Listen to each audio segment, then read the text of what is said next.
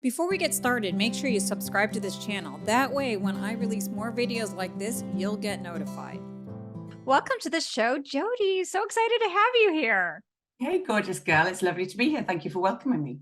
So wait, before we get into the conversation, I'd love for you to just take 2 seconds just to introduce yourself, what you do, what your company's all about. Awesome. So I have been running a marketing agency since 2005. So 17 years, the same age as my son, because that's when I started. It was when I had my first child. And I've loved it. It's grown leaps and bounds, and we have a gorgeous team, and we all work in our joy. And it's just been incredible. It's an amazing 17-year journey that just genuinely keeps getting better. It's great. So how many years has it been since you and I worked together? I'm trying to remember. We keep working together, so it's kind of in, out, but it's got to be, we've got to have worked together 5-6 years now, I think. Yeah, I think at least. So one of the reasons why I want to have you on the show is, for years and years and years, I had, many different mentors. I'm all about finding business mentors and people to guide you in different phases of your journey. And one of the things that I appreciated about you was just the fact that you were really helping people grow their business, but from a sense of a work-life balance. Like, you never pushed me. You always gave me like the skills and the tools to grow my business. You never tried to dampen my ambition, but you never tried to push me, beyond, because there was like a balance element. Just for those who are listening, Jodee's she's a business mentor or a coach, and she has a marketing agency that helps people, especially people who are getting on a Kajabi. So I could not have I'm obsessed with Kajabi, in part because Jodee made me even more obsessed with Kajabi, and I got rid of everything but Kajabi. So we're both hashtag Kajabi purists now. Yes. But that's one of the things that, in compared to all the other Kajabi mentors I could have hired, all the other business mentors. So how do you come? Did I just intuit it from just kind of like your energy, or like what is it about you that is all about this work-life balance, and how does that relate? Because it sounds like your parenting journey and your entrepreneurial journey are one and the same. Yeah, and I think that might be a big sort of trigger factor right at the beginning, because I didn't start a marketing agency to make money. I didn't start a marketing agency for the clients. I started a marketing agency because I didn't want to be an accountant and drive around England, because I was running the official receivers offices in Chester, Belfast, Cardiff, Plymouth, Euston, Birmingham office. I mean, I was covering practically 2/3 of England in the car. And it's exhausting, even though you're not working when you're driving, your brain is constantly active. I'd get home and just be shattered. And I thought, I am looking forward to being a mum and, quitting work. This is great. But like all women who are driven and determined like you and me, we can't be off for that long. Our brains are going, oh my God, I need something. So when I think Sam was about 4 months old, 3-4 months old, I was invited to do the PR of a local company, because I had Sam at home in a birth pool.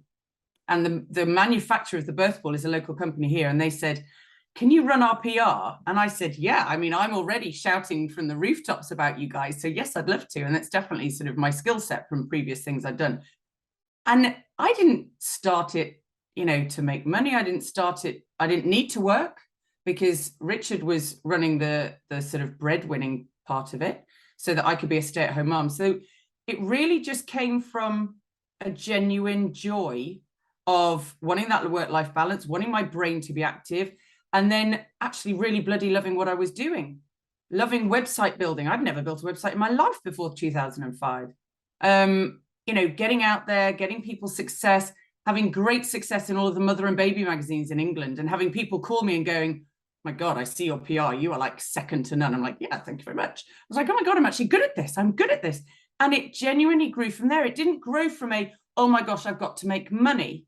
It didn't grow from I've got to pay half the bills. There was none of that pressure.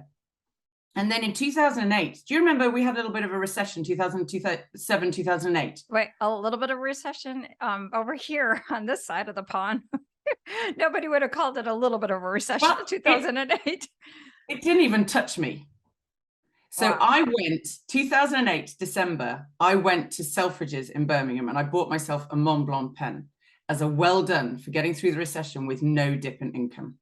Nothing, it didn't even touch me. It didn't even touch me. And I was so proud of myself. It's like my little business that's only a couple of years old completely and utterly stood the test of that. And it just grew and grew from then on. And suddenly I was like, oh, hang on a minute. I'm earning more than Richard is. How did that happen? Wait, this is crazy.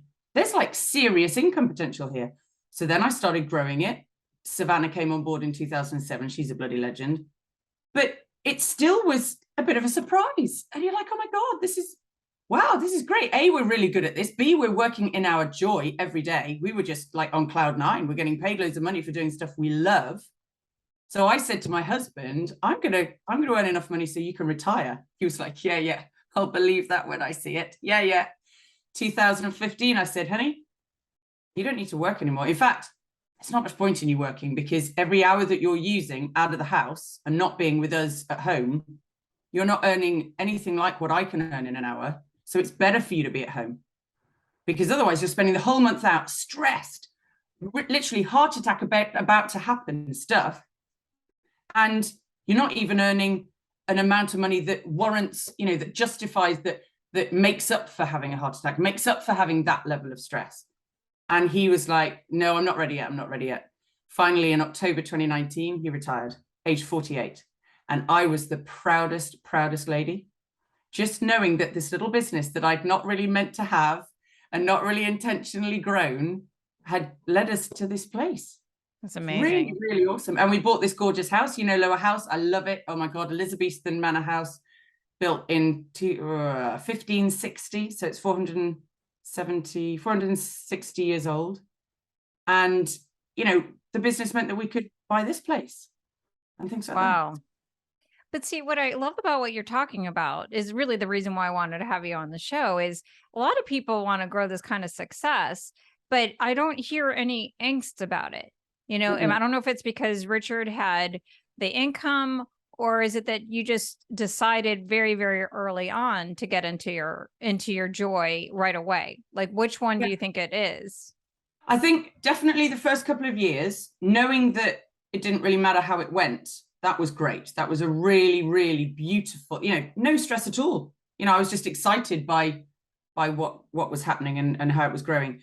But definitely the joy thing. And I've actually this year added a sort of an extra string to my bow. I've called it Architect Your Joy, because I want to help other agency owners create this exact same environment where everybody's working in their joy. So we've got this great thing on a spreadsheet in Google. I call it a nondrant, which is an awful, awful name, but it's 9 squares. And you basically look at every single task that you spend your time on. So go for a whole month, what are you spending your time on? And you've got the top left nondrant is love it, great at it. Then you've got love it, good at it. And then you've got love it, not good at it.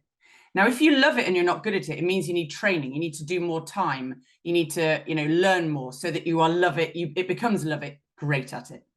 Then you've got like, great at, like, good at, like, not good at. Again, if you like it, you'll want to do more, because then it might move up into being the like or the love great at and move over into those quadrants. Then at the bottom, you've got don't like, great at, because there is some stuff that you don't like doing, but you're really bloody good at it. And you're like, oh God. Then you've got don't like, good at, and then don't like, not good at. And I make sure every single member of my team, including me, is living in that top 3 row. And it's incredible. So they just say to me, oh, I tried it, but I don't like it. Don't worry, I'll give it to somebody else to do. And because there's enough of us, we can just delegate around. And you go, like Jack was doing video editing for 3 years. And he said, I think I'm done. I said, I don't blame you. I wouldn't have done it in the first place. I can't bear video editing. But Yiska does the video editing now, and she is fully in her joy. She absolutely loves it. And the great thing is that if you're working in your joy, it means you're over-delivering for your clients. Because when we're doing stuff we love, we always do it to the maximum. Whereas if you're doing stuff you don't like, or you're not very good at, or you're in this lower level in the nondrant, you kind of do the bare minimum. You do what you can to get by. You do what is needed to do the job and put a tick.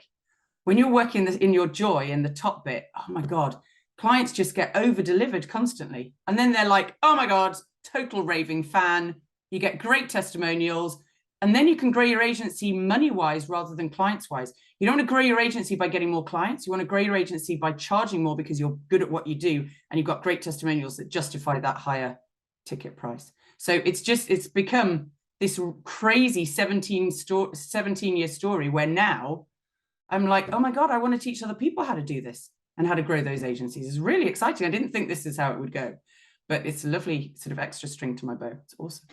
So I love what you're talking about. So there's so many reasons why I could see why you and I worked really well together. So I have a similar model. I call it, it's like the doom loop. And I have it where there's the 4 quadrants where you start off where it's like, you like it, but you're not good at it, you know, and then you like it and you're good at it. And then you move to, you are good at it, but you don't like it anymore. And then at some point you go into, you don't like it and you're no longer good at it. And it's like a doom loop. And the theory is if you don't make a move before, when you're still in the like it and you're good at it, if you don't make a move beforehand, you're going to wind up in this doom loop where you're not going to be in a good place. So if you were going to look at your scenario, how is it that you, because what I experience with people and myself is we get really attached to the things that we're good at, even if we don't like it anymore, because there's security element. There's something like, okay, I know and trust this, but there's this new stuff I might like to do. That's where I was when I was working with you, as I was really stuck on, I'm good at this consulting thing, but I really love this branding thing. What am I supposed to do here? This other thing, I'm secure in my money and this one's not. How do you help your clients let go of these things that they don't like anymore? You did a lot of work with me around that work. That was a main part of our work together. Yeah, definitely. If you've got a team where you can simply delegate and sort of internally delegate those kinds of tasks, then that's easy peasy. If you're just a one-man band, you need to be thinking about a gentle transition. It might be a 6, 9, 12 month transition. And you have to be reactionary, unfortunately, because otherwise you can't pay the bills. And you can't be all blasé and go, I'm following my joy, and then have no bills being paid. That's just terrifying. And the biggest thing for entrepreneurs that I find is the lack of sleep. And I sleep incredibly well. And I know that because when there have been times over 17 years where I haven't slept well, I've known why. And there's been a specific thing that I was transitioning through, or a specific struggle that I was overcoming. But most of the time with me, it is, I sleep really, really well. Now, if you've got an entrepreneur and you tell them to transition quickly, they'll fall over money-wise and they won't bring the money in. And that's terrifying. So 6, 9, 12 months, then you can pull back. So at the moment, we're pulling back on client work and less one-to-one work and doing more group and more sort of passive offers. So we've got Unlocked Club, which is all coding and templates and things like that. So once you build it, you just sell it loads of times. That can't happen overnight. So even though I say to the team, hey, we're heading in this direction, we've still got to make sure we pay the wage bill and we pay the mortgages in this month.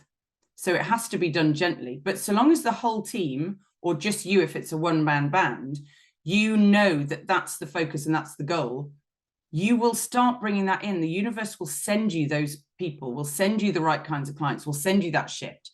So long as you know that that's the goal in mind and you're really bloody specific about it, don't just say, I don't want to do this anymore. You've got to say, I want to do this. I want, you know, manifesting is incredibly important. And you know how the brain doesn't even hear a negative. So if you say, I don't want to do this anymore, it'll send you more of the same anyway, because it doesn't hear the negative. So you need to be transitioning by looking forward and saying, these are the clients I want to manifest. And I do that on a regular basis. Am I allowed to swear on this podcast? Tell me, what is the language thing on this podcast? I don't think you're allowed to swear on the podcast. No. Okay, so I'm going to use a teenager level word instead of an adult level word. So we have in our team an idiot filter for clients, right? There are certain clients that I get an intuition for that I shouldn't work with. And I'm never wrong. And if I ignore the intuition, I just live to regret it. It's awful.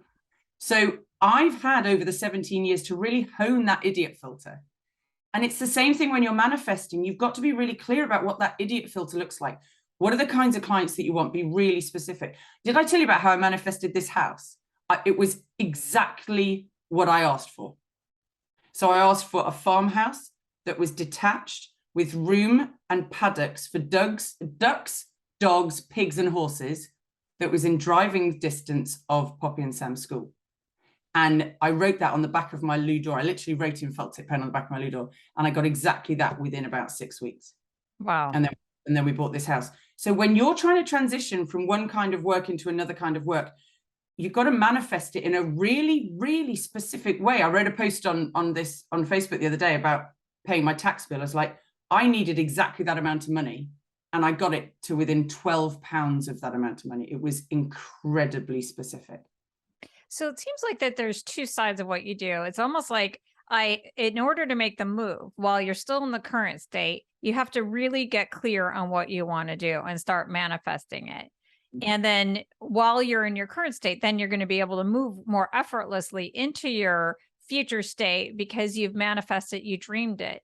And I think that's a huge thing. A lot of times when I work with my clients around the branding, they're like, oh, I'm still in corporate, or I'm not ready to make the move. I'm like, cool, we should still build it, because then whatever it is, it becomes tangible. That's why, like, for me, when I work with people on the brand messaging, positioning, finding the words to articulate what it is that you want and putting in a website copy and designing it actually brings it into being. It manifests its intangible reality. And then when you're ready, you have something new. But waiting until you're ready, this thing will never happen. You have to really do the work. Because you'll be scared to switch one off. If you manifest it properly and you really put out the intention to the universe, the kind of clients that you want to work with, the kind of direction you want to move into, it might be moving into retiring, or it might be moving into a totally different arm of your business. But if you don't say what you need, the universe can't deliver that. So you're going to sit there for years going, oh, it never happened for me. Yeah, because you didn't let it happen for you. You won't have to force that transition if you tell the universe what you want, because they'll just come in. It'll just come in. Whenever I set a more honed filter for these idiots, and idiot's not the right word, but you know what I mean? Yes. The type of clients I don't want to work with. Whenever I hone that filter a little bit more, I instantly see the difference in the client calls that I'm having and the sales calls that I'm having with people. It's immediate.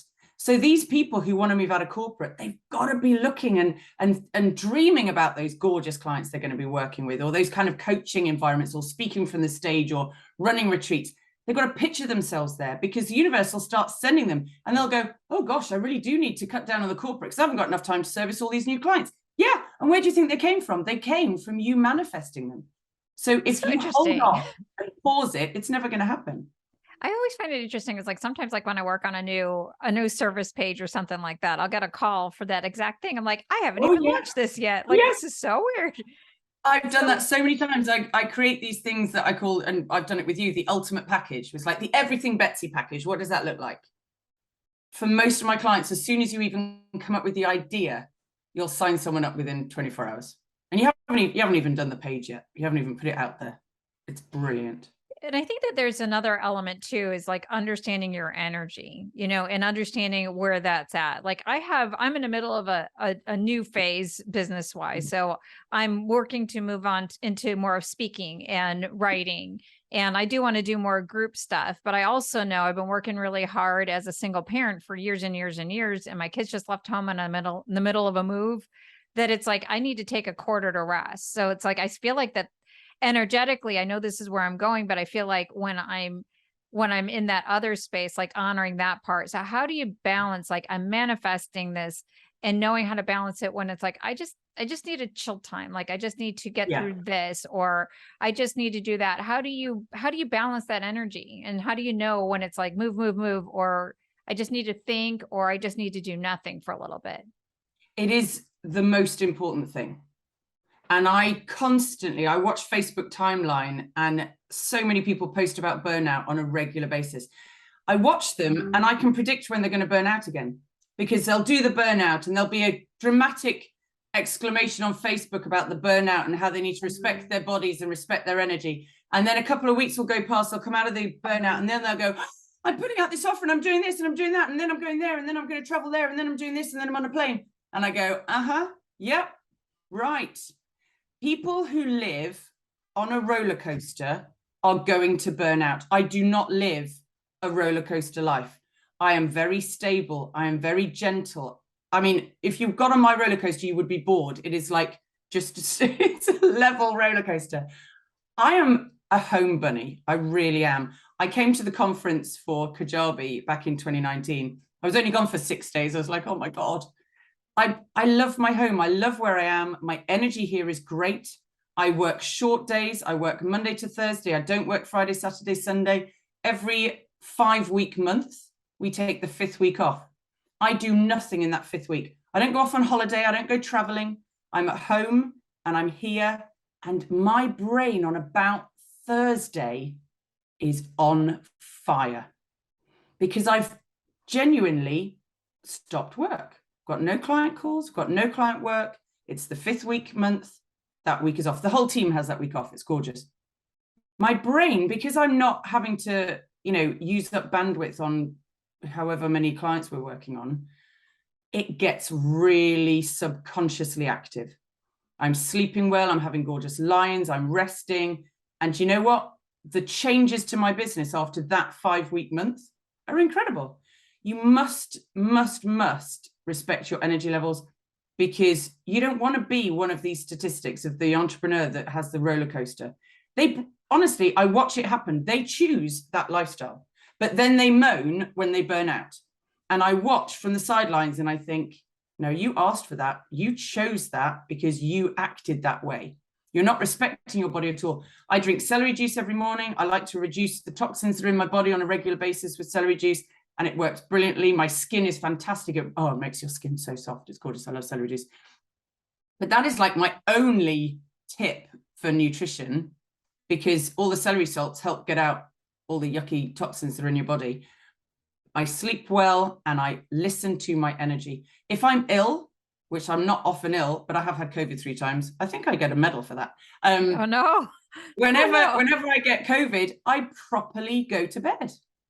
I don't go, I've got client calls. No, I'm going to bed. I'm stopping. If I'm even slightly ill, like a little minor cold or something, I stop. I don't there's so many people who push through.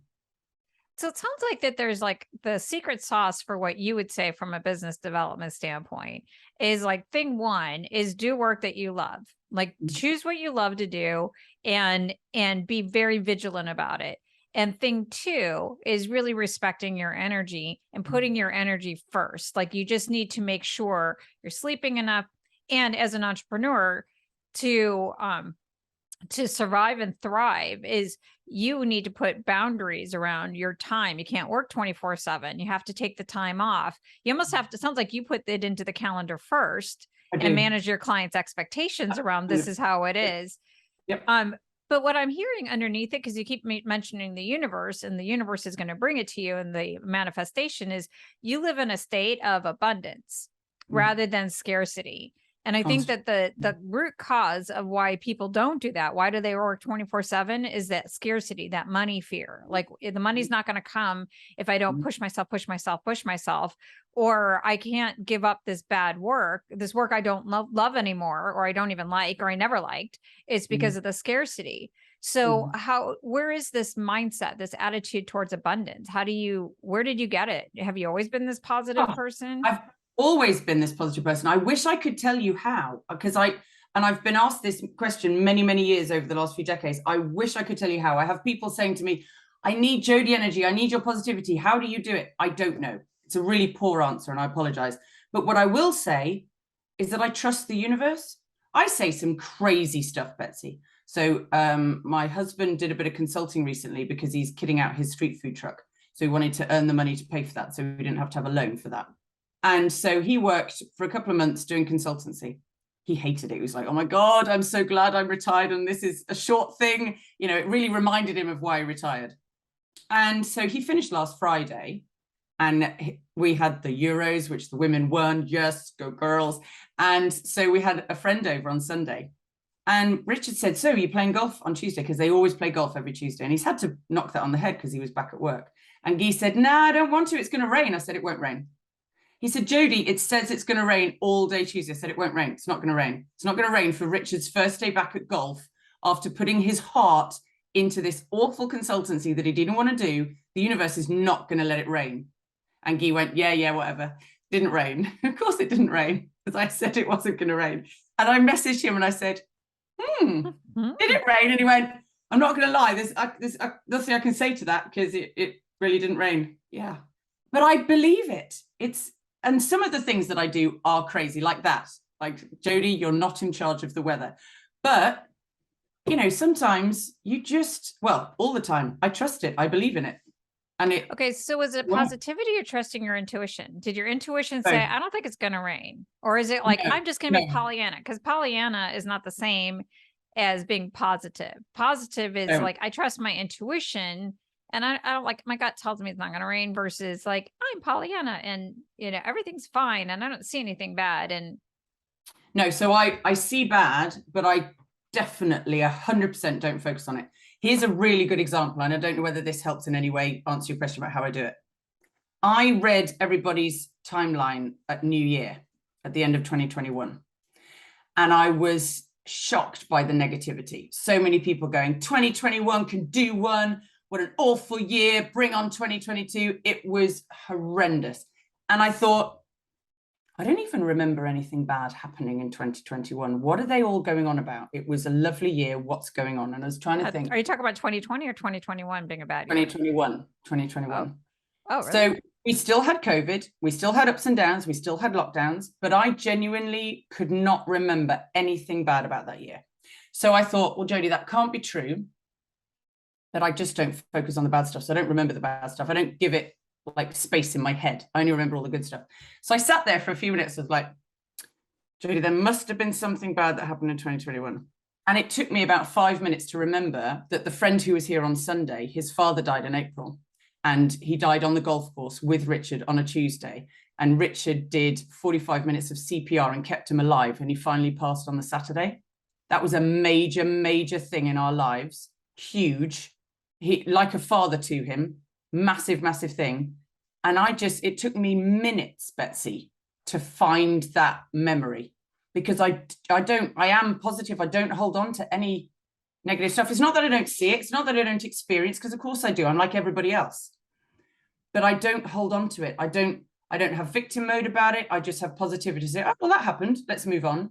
I don't hold grudges. I don't worry about the future. I'm not anxious about the past or anxious about the future. I live in the present. I live in the now. So there isn't that sort of weighing. I don't get weighed down by past events that are negative. Does that help at all? Well, it sounds like on the Gallup Strength Finder, I don't know if you've ever taken that assessment. There's a strength called positivity that you obviously, that might be your number one as a strength, which is something that it's like when you have a real strength like what you have, it's like, well, I don't know how do I do it. Like, it's like, okay, you know, like, I don't know. It's like, so that's when you know you're in your strength. So that's why it's good that you've built your business around that type of strength. And I think out of that, another thing that I think makes you stand out as a business mentor in a marketing agency is you're unapologetically you. Like, I just remember so many different conversations with you, and you're just like, I'm just me. And I remember you saying something like people would give you crap about some of the things that you might say in your emails or this and that. And but you're unapologetically you. Is that another part of that positivity gift that's just manifesting in your work? Or did you have to work to become more unapologetically yourself? Yeah, I remember the shift. It was when Poppy was born when I was 37. I remember the shift. And something happened to me spiritually when I gave birth to a daughter. I swear to God, there was a massive shift. I don't know what it was. It's like a switch was just turned. And I realized that I'd had too many people in my life say that they loved Jodee energy and that they reached out to me, and people would say, oh, can I come and visit? Because I just need some Jodee energy.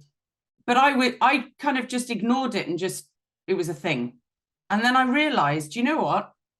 If I stopped being less for people, and if I just stepped into that Jodee energy and that positivity and that enthusiasm, all of which, as you say, is positive. None of the Jodiness is negative. It's not bitchy. It's not victim mode. It's not anxious. It's not narcissistic. Nothing. It's all just boundless enthusiasm and positivity. Surely the world is going to be a better place for me stepping into that instead of trying to be less for the people who couldn't take that. Because I did constantly get people, even my sister-in-law, she's like, Jodee, you just need to be less. And I'm like, oh my God, that's painful, Betsy, really painful.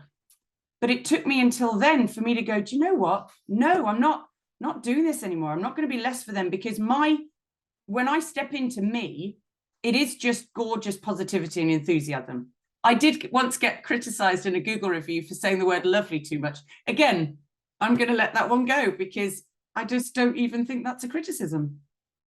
Well, of all the things to criticize, I would, that's one you could like brush right off, I mean, you stand in the arena, get criticized for something. It's like, that's an easy one. But Okay. okay. So, I'm sure somebody's listening in. It's like, well, but Jodee, I don't have that natural gifting. That's not the way I'm wired. I'm much more of like an overthinker or, like, and that's my gift because my superpower is I can, pinpoint problems and I can help solve them. And I can, or I know how to have empathy for other people. So I know how to sit with sadness a little bit. Like, how do you adapt your positive style to reflect different kinds of clients? Or what would you say to those clients where I was like, I'm not wired like you. Does that mean that I can't have a gorgeous life? No. And I have not experienced the death of my husband. And yet a client of mine experienced the death of her husband, and she messaged me privately, and we had a FaceTime call. She said, "You're the only person whose posts on my comments on my posts actually are true and real and beautiful." Because I was saying, I mean, God, the amount of rubbish that people put on when you talk about missing your husband after he's passed, because they're platitudes. They're just nothing words. Oh, it'll get better with time. Just shut up. Oh my goodness. No, don't post anything at all rather than post that. And I just went in and I said, there are no words.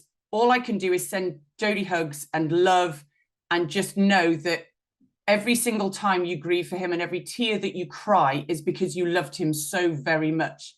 So feel into those tears and feel into that love and be really grateful that you had that experience, because a lot of people don't, and just feel into that love and pat yourself on the back and say, Julia, you're incredible because you were loved by a man like him. And she was messaging me going, oh my God, thank you. So yes, I'm positive. I'm not positive to a fault. I'm also empathetic, and I'm also able to step into that intuition and just be real for people without the rubbishy platitudes that people say. She just had her birthday, the first birthday since he passed. And people were going, the happiest of birthdays to you, Julia. Ooh, it's not going to be. Let's be real here. But they can't cope with being real because they're in this denial state, which I don't think is healthy. And I just went in and I went, God, this must be the hardest birthday. I am so sorry. Just step into it, be gentle on you, and I love you, and shout me if you need me. And she was like, oh my God, thank you. She private messaged me. She said, thank you, because nobody gets it. Nobody gets it. You don't want to be told to have a happy birthday on the first one after your husband passed. Ooh. So yeah, being positive doesn't mean that you can't sit with sadness, that you can't sit with grief, you can't sit with anger, you can't sit with mental health issues. In fact, sometimes I can be a bolster because I'm there and I'm providing that slightly different viewpoint. So I think it works everywhere. So you seem to merge like the very personal side. So you have a lot of technical aspects of how you help your clients. I don't know if your business has completely changed since we worked together, but you definitely help people from the very tactical around how to get on Kajabi, how do you get a website on Kajabi, how do you get all your systems set up. You help people with Facebook ads and how do you get your message out. You work through all of the different elements of the business build. It seems like there's a very personal component. Anything about what's going on in your business outside of the Architect Your Joy program, anything else about your business that you would want to highlight? So client work, it has to be both personal and business, I think. Those relationships, because I'm getting really deep into the copywriting with clients and into the branding and helping them to shake off the ego that sometimes comes when you create a business and step into what the client needs and what their customer needs, rather than, so for example, and I'm sure you find this with people, a lot of people try to brand for themselves, and you're not branding for you, you're branding for your customer. Mm-hmm. And simply making that shift is sometimes quite humbling for people. And they're like, whoa, whoa, whoa. And helping them shift, that's quite emotional. There's a lot of deep-seated stuff there. There's a lot of self-worth, a lot of imposter syndrome that comes out. A lot of my clients have a lot of limiting beliefs that I don't think I'm qualified to handle, but they share with me, and I talk them through, and I send them to other people if they need to work on it specifically. But a lot of stuff comes up. That's inner work, even though I'm doing a lot of left brain stuff, which is, techie automations and coding and and number crunching and things like that. So there is a real, and I think that's probably why I love it, because it really does, it's left and right brain constantly, what we're doing in this agency, which is beautiful. I call it like an action learning opportunity. Like if you're working on copy, I do a lot of copywriting work. I call it like copy wrestling, because I feel like I have to wrestle the copy out of people, or I have to wrestle the brand, the authentic brand. And the authentic brand is about who you're going to serve, but there's all those kind of issues. But I feel like people can heal if you heal in this particular part, like whatever this issue is that's making it difficult, you're going to heal in other parts of your life. You're going to own this part of who you are, and you're going to own it in other parts. And there is a healing component to writing copy. There's a healing component to owning your brand. Do you experience that as well? Yeah, definitely. And if you are prepared to be an entrepreneur, which is, you've got to be driven, you've got to be determined, you've got to be focused, you've got to know what your vision is, you've got to stand into it. If you are prepared to be an entrepreneur and you want to embrace that role, you've got to be ready for it to be, a lot of inner work. You can't just say, I run a business, this is here in this compartmentalized area. It just isn't. Most entrepreneurs will tell you, the successful ones, that when they truly stepped into who they were, they really owned their joy and their superpowers, that's when their businesses took off. And there's a reason for that. We connect with people. We don't connect with businesses. We connect with CEOs of businesses. We connect with the managing director of a business. We don't connect with the business. Right. And so if you're not prepared to open the doors, share some stuff, then I honestly don't think that you'll scale and you'll grow and you'll enjoy that level of higher success that you want, because you're compartmentalizing, and I don't think you can when you're an entrepreneur. I think you can for a while. You just can't, it won't sustain. No. And, one of the things that you and I have a shared philosophy on, because if you look at both of our websites, we'll have our pictures everywhere. Yeah. But I know I don't put my pictures, and I don't you to put your pictures, because it's about me, me, me. No. It's about creating a limbic connection with your clients. Like, I want to look warm and relatable because I'm having a personal relationship with you. I think ultimately you could have a business that, let's say you have a business that sells widgets. Maybe you don't need to have as personal of a connection with your clients. But if you're selling your ideas and your advice and your guidance and this personal side, it's a personal business. And I tell people all the time, like, organizations, there is no limbic brain. You never contract with an organization. There's a person within the organization. There's a person that you're working with. Nobody wants to work with amorphous coach that's hidden behind these stock photos. They want to work with a person.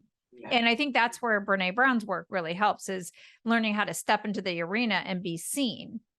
And it seems like this is something that you help your clients do. Like, if you were going to say one tip to those who are listening right now around how do you have the courage to be seen for the sake of your mission, sake of your joy, sake of your purpose and service to other people, what would be that one tip that you would give? You've got to uncover your natural charisma. Everybody has it. We're all born with it, but society and parents and schooling can crush it. Doesn't disappear though, it just gets crushed under rubbish. And if you are prepared to go out and do that work, find the person who's your guide for that work, uncover your natural charisma, you will be confident to step out there into the arena. If you don't, I think it's that simple. It's black and white. If you don't have the confidence to step out there, it's because you don't trust your own charisma. And it's probably because you haven't even seen it before, because it's just been crushed. It might have been crushed from a very early age, right? Wow. If you uncover that and you step into that charisma and you love that, because that's you, that's what makes you glow. If you're not glowing, you've got to uncover that charisma. And then you're like, no one can hold you back, because you just want to get out there and talk to the world. So if people want to get connected to the Jodee Natural Charisma, how do people find you? So I am a Facebook girl. I really am. I'm on Insta. There's probably 11 posts. So I'm a Facebook girl. So reach out, Facebook message me, Jodee Peevor. Can you spell your name? There's far too many E's. So it's Jodee and then Peevor. So Jodee Peevor. But yeah, just come and find me and reach out on Facebook Messenger. I'm very, very happy to chat about all these things. Great. So not your website. So it's better to find you on Facebook. So, but it's the easiest way to just reach out. But my website is my name. So jodeepeevor.com. Awesome. So just a couple of wrap up questions. So if you were going to go back in time 17 years ago and you were going to talk to the Jodee who was just becoming a parent and just starting her business, what would you say to her? I think I would say it's going to be incredible. Do what you do, because I wouldn't change a thing. It's been an incredible journey. I wouldn't speed it up. I would just let it. It's been a beautiful, gentle increase. And, you know, like I say, it's not been a roller coaster. It's just been a slow climb up a mountain. And it's glorious. I would say, you've got this, girl. You don't, you know, if there are ever any nights, because in the dark night of the soul, when you're awake at 3 o'clock in the morning and you think, oh, you know, the ego's chatting rubbish in your ear, I would just say you can ignore it, because you've got this. And I know where you get to in 17 years, and you're a very, very happy bunny. You know what I would say? I would say have more babies. That is what I would say, because that's my only regret. I now have 4 dogs and 4 cats. This is Rabbit. This is one of them. That's the only thing I would say. I would go back 17 years ago, 2005, to when I had baby number 1, and I would say have more babies. That would be my only thing. Is there anything else you'd want to tell me about entrepreneurship, finding your joy, authenticity, positivity? And I just didn't ask you the right question. No, I think you've done a beautiful interview. Thank you for letting me share all of my crazy positivity. The key thing is just being you. It really is. You know, the quicker you can do that, the more impact you're going to have. And every day that you are not enjoying your natural charisma and you're not stepping out into the world, you're holding back from the world, and you can't do that. You've got to shine. The world needs your gifts. That's what I'll say. Awesome. On that note, thank you so much, Jodee, for being on the Thank show. you. It was great to catch up with you. Thank you, my lovely, gorgeous. All right. We'll talk soon. Thank you. Bye. Bye.